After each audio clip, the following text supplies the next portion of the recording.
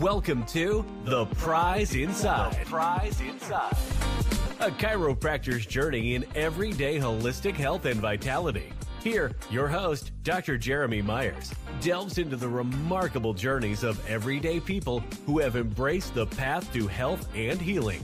Through his practice, Dr. Jeremy encounters inspiring stories of profound transformation and the power of true healing within each of us. Stay tuned as we discuss various holistic topics and unlock the healing potential that lies within us all.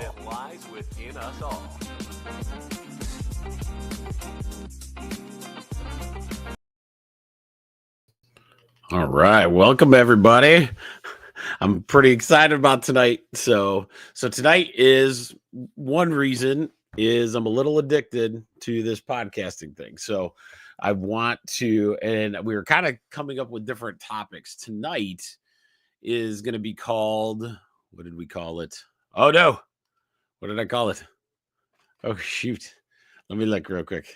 So we called it, this is our first one on a Wednesday, so we want to do one during the week. It's going to be called Whole Health Weekly. So what we're going to do is tonight's going to be a little different. We're going to actually go through kind of hot topics of like what we see. So like in a chiropractic perspective, one of the neatest things about being a chiropractor is the amount of questions you get from, just the news or TikTok or YouTube or the newest trends that are out there. And what I want to do is kind of go through like how you would handle that, like in a holistic way. So, for instance, we have a different philosophy, right? So if you've been with the 1% tribe piece, you know that, the body doesn't need any help. It just needs no interference. And so when you do that, though, it's a philosophy of thinking. So you have to rethink how you go about it, because we're not trying to, make somebody a sick person, better. We're trying to figure out the overall, right? So that's what kind of tonight is going to be about. It should be pretty fun. Hopefully everybody enjoys it. That would be fantastic. But what I usually do on 1% Tribe is usually I go through like a few different articles that I saw.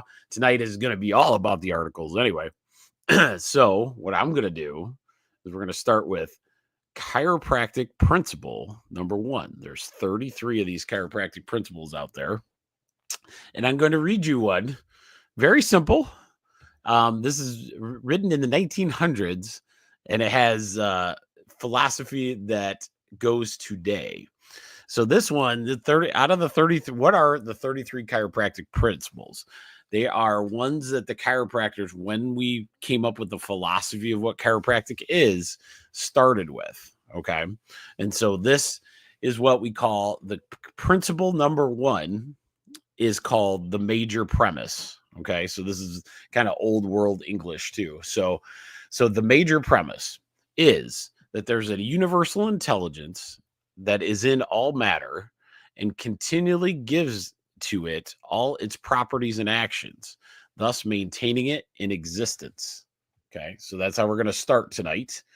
So there's a universal intelligence that overlooks everything, right? And in that intelligence, our body's innate intelligence is responding to that universal intelligence. The best way I can describe this a lot of times is gravity. Our innate intelligence built muscle systems, right? Muscle systems, because we had this universal intelligence of gravity that would keep us on the earth. So that's a good way to kind of think about it. But what it does is it helps you kind of discern, like, how is my body responding to these universal forces that are putting on our body? This universal intelligence that has to be around us all the time, right? How is our body responding to that? So I just want to start each time with a chiropractic principle until I get through all 33, and then we'll go from there. All right. So our first one, and I saw her on here, but my office manager was helping me with this. So she is my trendy person that always brings me cool things, usually that I'm like, what? I've never heard of that. And it's usually because she's like skimming through TikTok or YouTube or those kind of things, which is an okay thing to do. She just has the advantage of asking me, like, what do I think about that? Right. And so that's what I want to kind of give you guys tonight. So our first one is going to be called, Gina sent me all the stuff. It's called an adrenal cocktail. Okay. So I found an article on it. And so I'm going to read a little bit of the article and then we'll talk about it. So some TikTok creators swear by adrenal cocktails for stress relief. Do they work? This is done by Maggie O'Neill. Okay. All right. So the key takeaways of this article are adrenal cocktails are a mixture of orange juice, coconut water, cream of tartar, which is an herb, and salt. It's very popular on TikTok, with users claiming they provide a range of health benefits, including weight management and stress relief. But there's no really evidence to suggest that these drinks provide adrenal health benefits, experts have said. They may be popular due to the placebo effect, according to experts. Okay, so let's break this down. So all of those things in there could be potentially something that could work. So when you see cream of tartar as an herb, let's look that up. All right. It is cream of tartar. All right. It's kind of like all right. What is cream of tartar? Let's do that first, because I think I thought it was an herb. Maybe I'm wrong. Okay, so here's a thing. Cream of tartar is a white, odorless crystalline powder that is a byproduct of winemaking process. It is also known as potassium bitartrate or potassium hydrogen. So what the experts are saying on this one is that, it could increase a lot of your potassium, but coconut water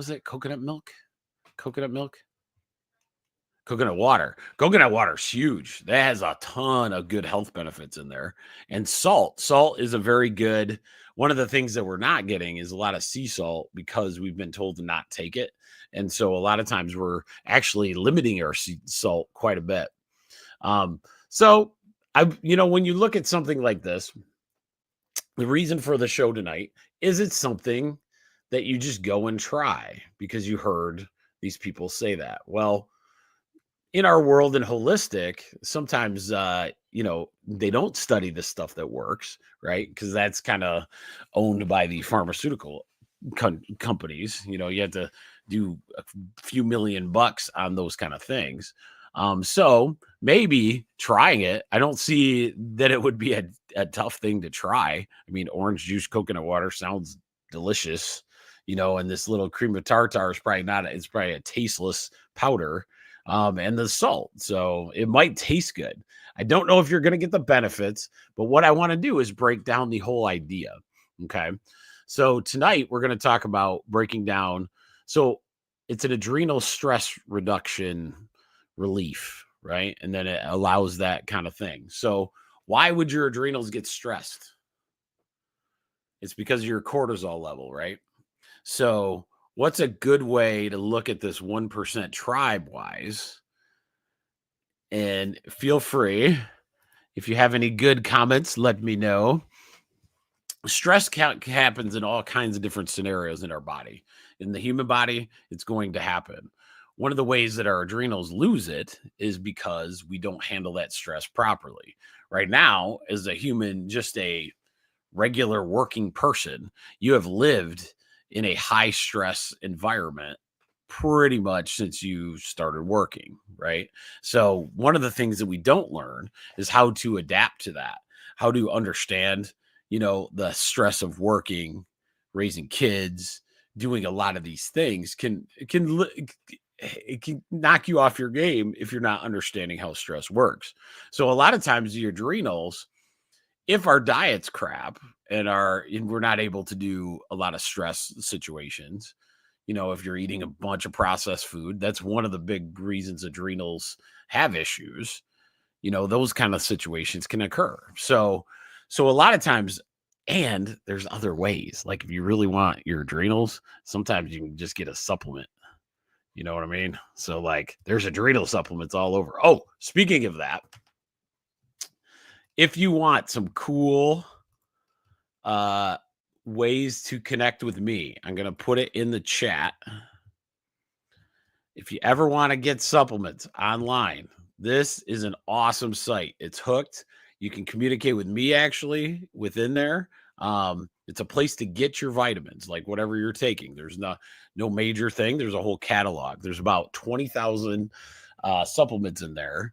But it gets a direct access for communication with me. If I know you, just make sure I know who you, that kind of situation. But what's cool about it is it's vetted. So like all of those things, Dr. Low Dog, who is the one that's, I keep taking all of her courses to get closer to being a clinical herbalist completely. She's on the board of that. So all of those supplements in there are really, really good. So a lot of times you just don't know what you're getting on Amazon necessarily. And sometimes the prices are a little high for, what you're asking, so you one for that's $15. Just it's Amazon. So it's convenient, but you don't know, right, that it was 15 instead of the 45. That's one of my biggest issues right now is the ones on TV, you're talking $50, $70, $80.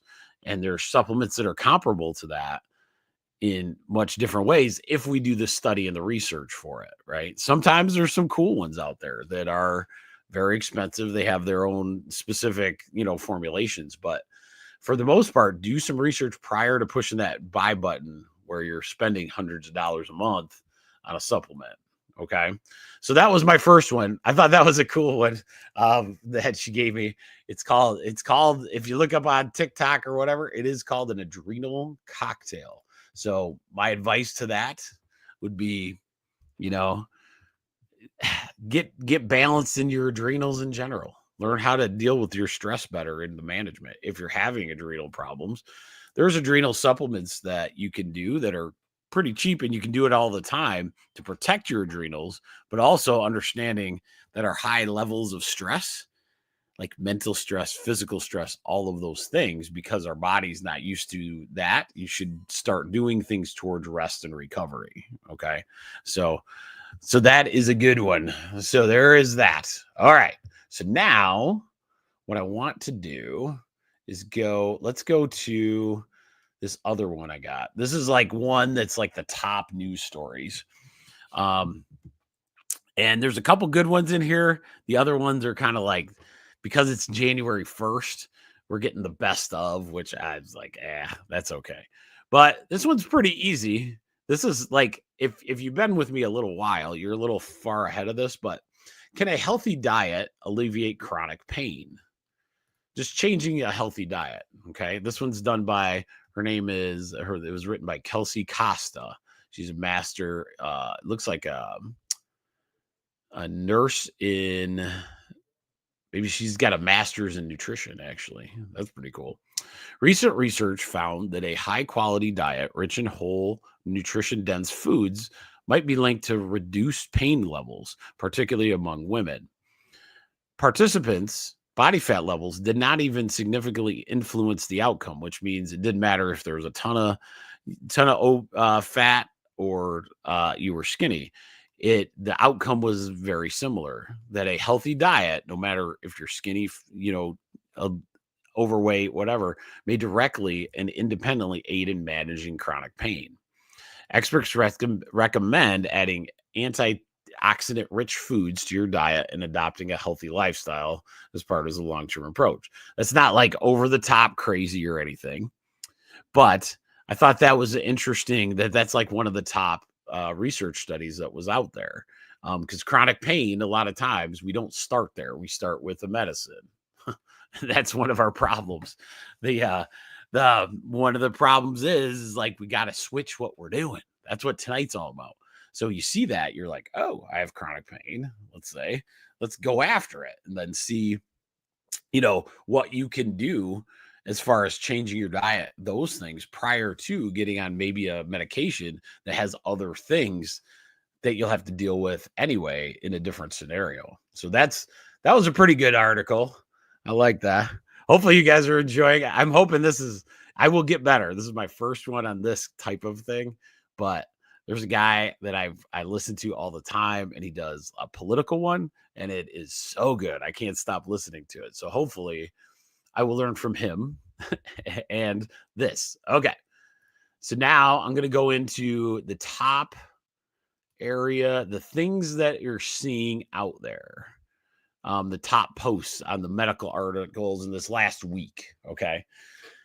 So there's some avian flu concerns, that is kind of happening throughout, the country, these different flu viruses, but I'm going to give you a little break on everything. It's always happening, especially in the wintertime. Why? Because we lose vitamin D level, especially in Michigan. Amount of sick people, go ask. You probably all your families are sick. Why? Because we lost the sun. So we don't have the vitamin D. Remember, the vitamin D is a hormone. It's not a vitamin. So what happens is the vitamin D hormone itself, it basically is your alarm system to your immune system. So think about your alarm system to your house. When you have it set at a really low level, the robber can come through the door, go rob the stuff, get out of your house, go, and then your alarm system turns on. That would be analogous to low vitamin D level. With a good vitamin D level, and you're talking 10,000 IUs, right? Like 10,000, 20,000 IUs. You want to be up there, especially when it's as dark. It was just dark at 5:30, right? So you want to make sure your vitamin D is up there, because if you have a good vitamin D level, your alarm system's set up just like this. The robber comes below, just barely touches the door, the alarm goes off, and the police are there. Okay. Which one is more advantageous to your human body if your immune system is able to do that? That's one reason I push hard for don't do sugar before work. Don't do sugar, especially in the wintertime, before you go into a grocery store. Why? Because your immune system, it's always fake sugar. All those drinks, all the different things, they're all fake sugar. Your immune system doesn't know what to do with that. So what happens is your immune system freaks out that all this fake sugars come in. It's occupied. And then when you go into a place where there's people that are sick, you're going to get sick, right?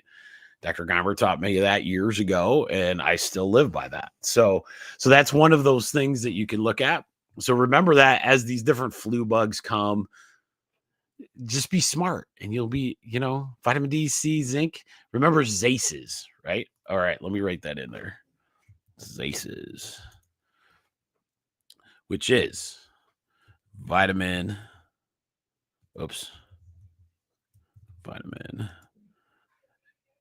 A,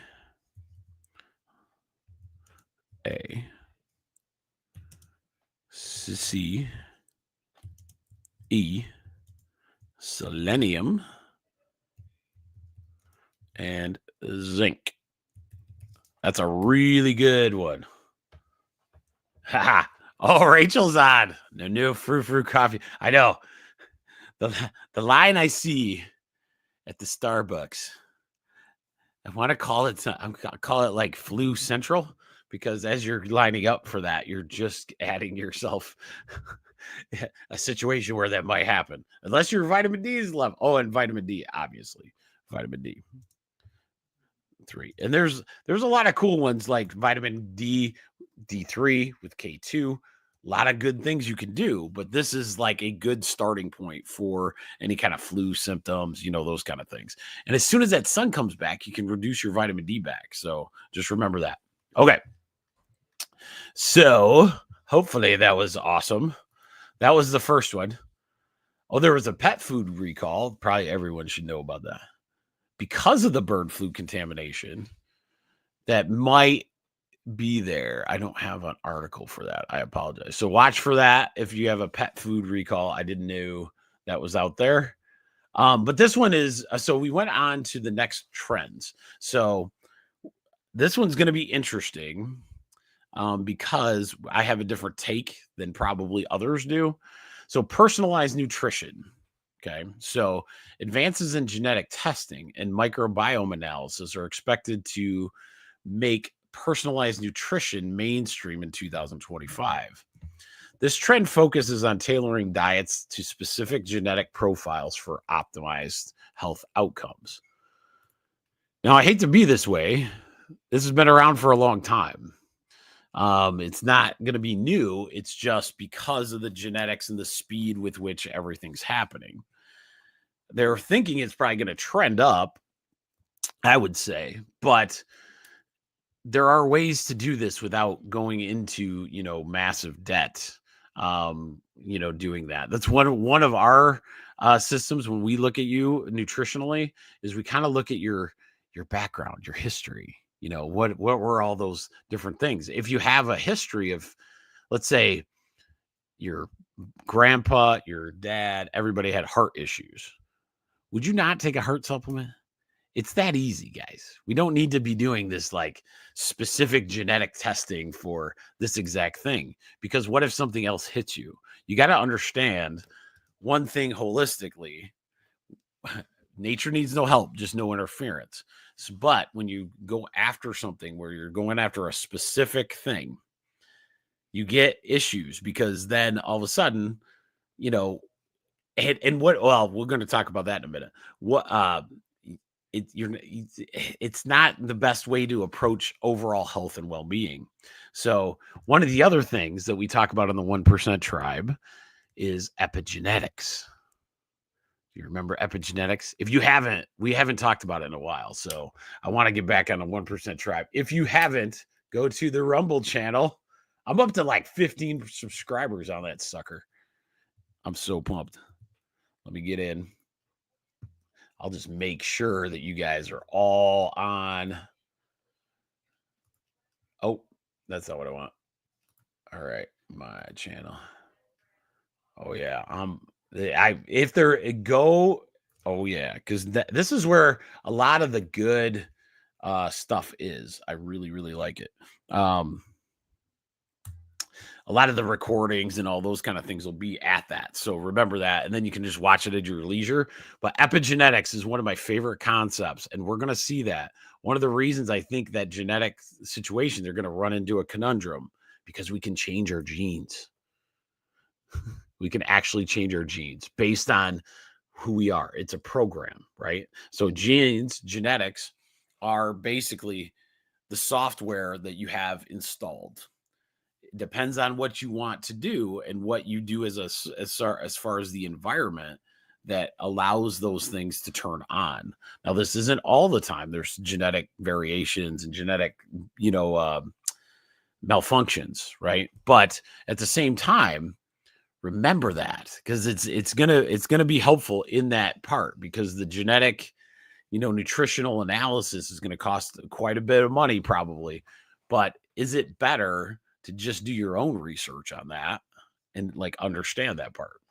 Okay, so there's that one. That was pretty good. At-home diagnostics. Okay, so at-home diagnostics is really big. They've been big for a few years.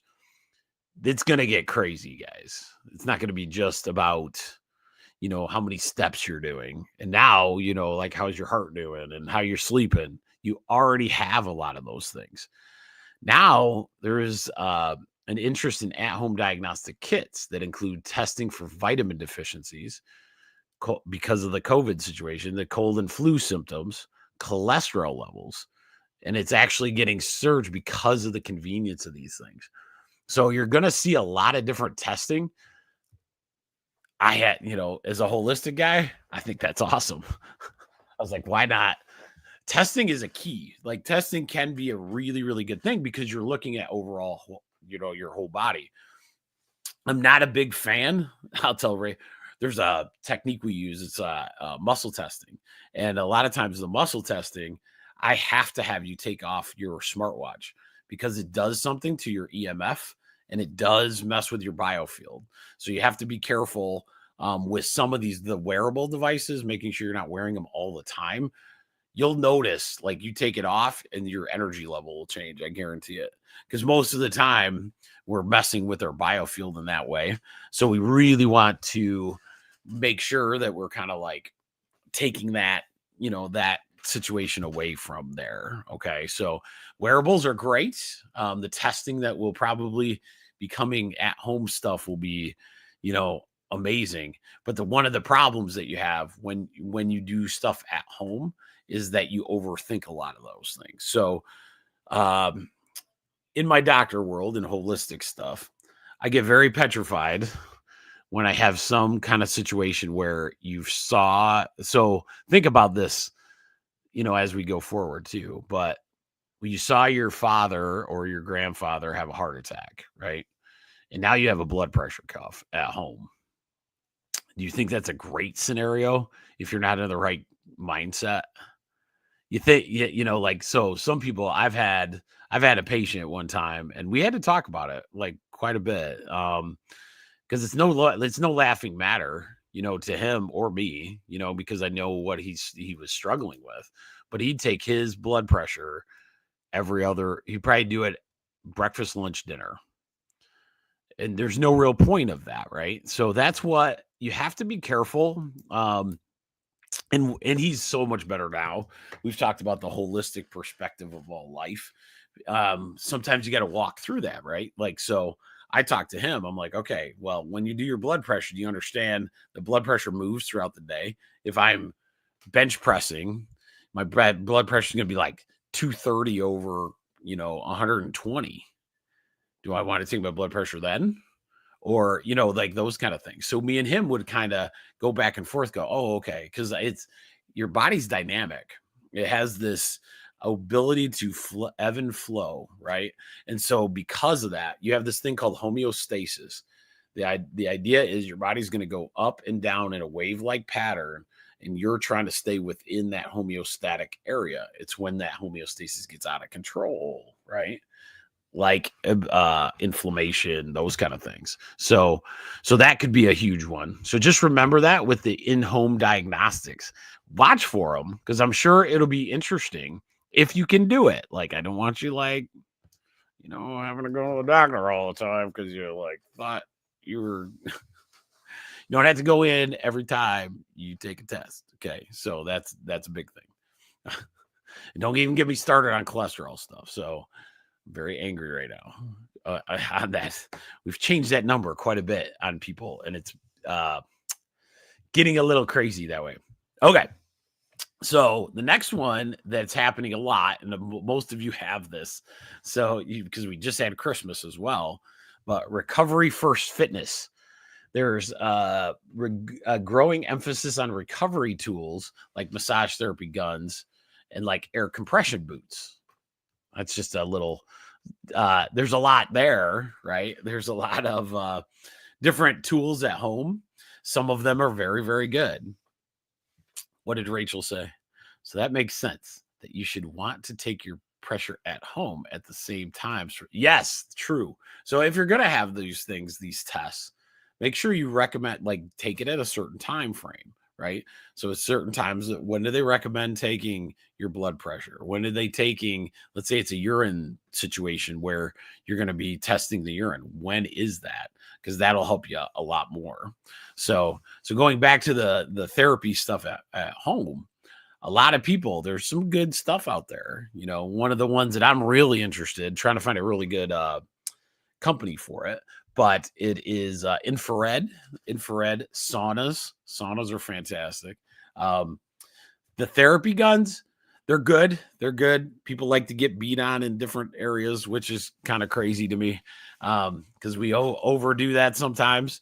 That's not really resting. So don't think that's recovery, right? You're beating tissue to death to get it to reheal itself. That's what a massage is doing. It's trying to kind of reset all those muscle systems. They're all good, but just be, using that thing and pounding on a certain joint, it's probably not the greatest move. Okay. Some cool inversion tables, those kind of things. That I think you'll see that a lot this year. I think. Okay. Oh, here we go. So we're going to go into now. This will be my last little bit for you tonight. Hopefully you guys enjoyed it. I hope so. So let me know in the chat if this is something, because I really enjoy this and I see a lot of articles per week, and I just know my patients are going to have questions on it. And so why not, throw out, a little bit of that. So this last one is there's a trend towards natural detoxifiers. These are very good, so pay attention. There's a trend towards using natural substances like N-acetylcysteine or NAC, vitamin C, and magnesium chloride for detoxification. These also often touted for their ability to protect cells and support body's natural detox processes. Okay, I can do that. I would change the name from detoxes, though, because detox puts you in a mindset that there's something wrong with you. You're just trying to do. I like cleanse. I like that better, because you're when you look from the what I call when all the healing of your body comes from the inside out. And so because of that, if I can cleanse that body from the toxins that are there, I guess you could call it a detox, right? But that allows less stress on your body, which your cortisol level will go good. Your adrenals might work better, those kind of things. Lots of good. Yep. So I'll leave it there. And then I'll leave one more article that I love. So one article place I go all the time. If you ever want to, he's on Substack, Dr. Mercola, Mercola. He's one of my favorites. He's been in holistic health for way before even me. So he's been there 30, 40 years. Now he's got a really nice site for a lot of different things. Emails can come through that they're pretty spot on, man. Like I've seen a lot of medical, ones that they're okay. They don't give you everything you want to know. Sometimes, and then I'll be pulling from those because I want to make sure, as we go, we can talk about some of the medical situations that are out there, and so that'll be something in our future. But one article I wanted to do is there was a surprising, let's do it. Okay, so this one's a surprising connection between heavy metal toxicity and childhood obesity. So this is the story at a glance. I think this is by Dr. Mercola. So this is the article is written by Dr. Mercola. This is the story at a glance. I won't read the whole thing. The role of environmental factors, including heavy metal exposure in the development of obesity, is gaining attention, suggesting that addressing these factors is key in combating the obesity epidemic. Recent studies have identified significant link between exposure to metal mixtures and the risk of childhood obesity, emphasizing the importance of considering combined metal effects rather than the individual metals alone. Cobalt has been found to have a protective effect against obesity in children, while metals like lead and cadmium increase the risk, highlighting the complex interactions between different metals and obesity. We're going to all have metals exposed to us in some way, okay? Adequate maternal levels of micronutrients such as selenium and folate help mitigate the adverse effects of toxic metal exposure on childhood obesity, underscoring the role of maternal nutrition in child health.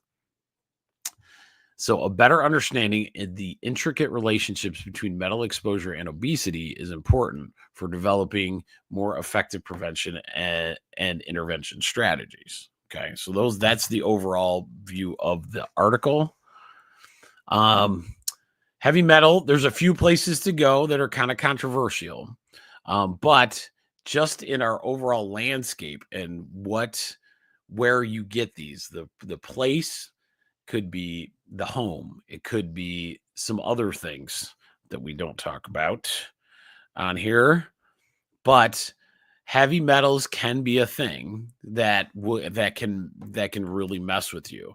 And so a lot of times understanding this now could be a very, very big, situation that you could help your kid, that kind of thing. So, and if the article is pretty cool because it had ways to protect your small child from these kind of things, metal in our food products, metal in some medications. There are constantly like metals that get in there. Cobalt's a great example. Cobalt is your hip replacement. Okay. So that's one of them. That's one metal they use for that. But it said some cobalt has some protective effect for the child. So not all metals are bad. That's why, when we talk about copper, zinc's a metal, right? All right. So those are things that your body kind of needs. And selenium, which I just gave you on the ZACEs, and folate can also help with the toxic metal exposure. So I thought that was a pretty good article. I'll probably throw one in at the end of, the night just to give you a good one, that you could use for later. And hopefully I'll get better at this. But this is why the one reason I'm doing this is also I want you, when you see me at the office, when you want to message me somewhere else, I want to know what trend. What happens is in our world that we're living in, your device has what you follow, right? So the algorithms and stuff are so big that they understand how you flow as a human. Okay. So when that's the way it is, that means whatever you're following could be something completely different than I'm seeing on mine. Right. So I don't know sometimes of the different trends, like what if you wanted to poop better? I don't know what you're watching. Well, then you're going to go down a rabbit hole of how to poop better detox, right? So those are kind of good questions that we can do as far as getting on tonight's thing. And I have no robotics, and I'm so addicted to the 1% tribe. Remember too, this is a good time to do it. Hopefully you enjoyed this time. It'll be about this long, about 40 minutes or so. But the 1% tribe was so fun for me. And that's Saturday night at 8:00. We go through an herb, a motion. We do thoughts, toxins, trauma. Okay. We do all those things. So we try to do one piece and talk about that, that night. Last week, if you do our Rumble, we talked a lot about ashwagandha, which was really good.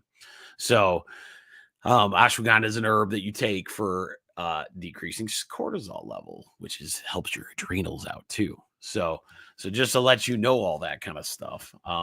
But yeah, overall, hopefully you guys enjoyed it. I enjoy it. So my family enjoys it. So then I'm not talking to them and I have to talk to you on this screen. It's really good.